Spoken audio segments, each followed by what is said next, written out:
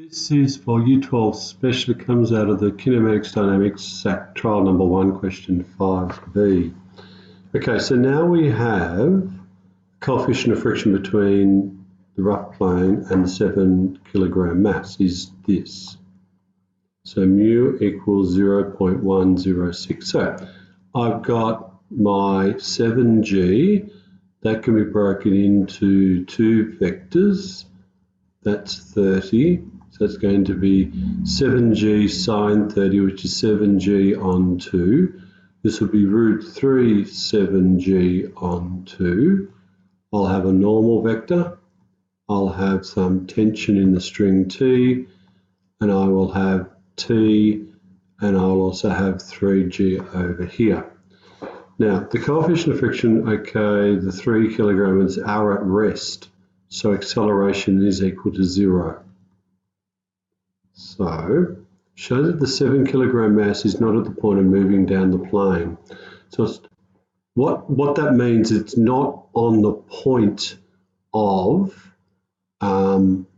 movement. I've also got friction here, which means the friction is going to be less than mu times n to hold this in place. So I know that n is going to equal root 3 7g on 2. And my resultant force is going to equal everything in the direction of motion, even though it's not moving. I'm going to say that's 7g on 2 minus t minus friction.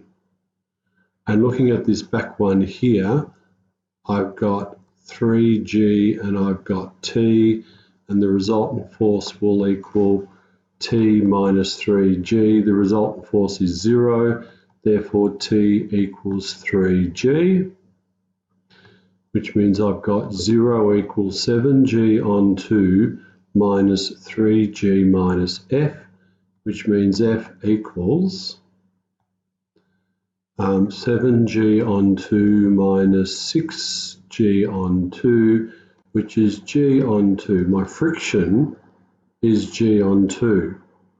That's the amount of friction that's needed to hold this block from moving. However, friction could be to the extent of the maximum value friction could be is root 3 7g on 2 times 0.106. So friction is equal to 4.9. However, this could go up to 6.29.